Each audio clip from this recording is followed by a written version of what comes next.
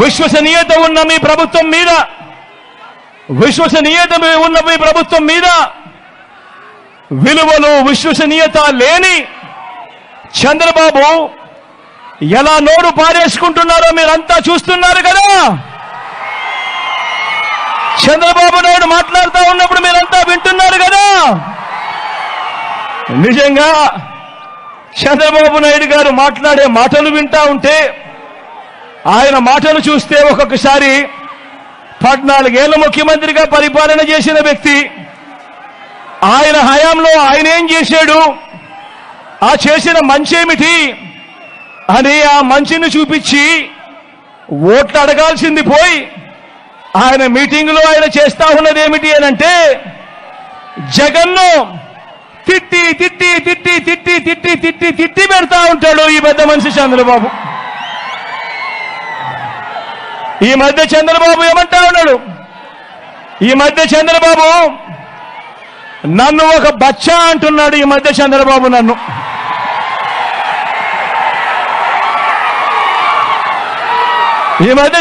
నన్ను ఏమంటా ఉన్నాడు, నన్ను ఒక బచ్చా అంటా ఉన్నాడు ఈరోజు ఈ మధ్య చంద్రబాబు. అవును, ఓడిపోయే కాలం వచ్చినప్పుడు, హైదరాబాదుకు వెనక్కిపోయే కాలం వచ్చినప్పుడు, పోయే కాలం వచ్చినప్పుడు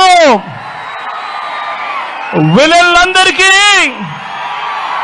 హీరో బచ్చాగానే కనిపిస్తాడు.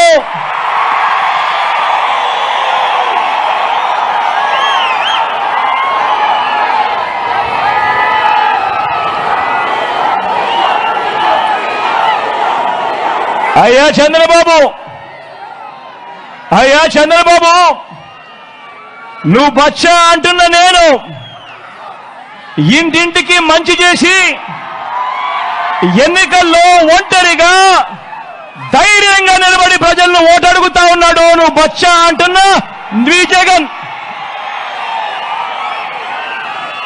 నువ్వు బచ్చా అంటున్న ఈ జగన్ ఇంటింటికి మంచి చేసి ఒంటరిగా నిలబడి ధైర్యంగా అడుగుతా ఉన్నాడు.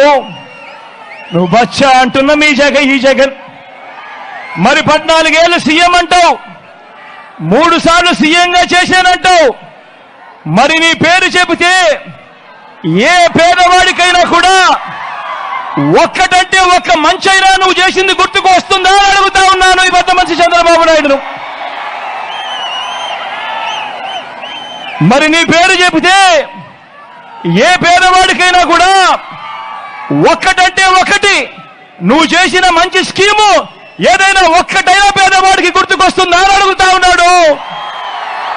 ఈరోజు మీ అందరి సమక్షంలో మీ బిడ్డ 14 ఏళ్ళు ముఖ్యమంత్రిగా పనిచేసిన నువ్వు ప్రజలకు మీకు ఫలానది చేశాను, నాకు ఓటు వేయండి అని ఎందుకు అడగలేకపోతున్నావయ్యా చంద్రబాబు అని అడుగుతా ఉన్నాడు ఈరోజు మీ బిడ్డ.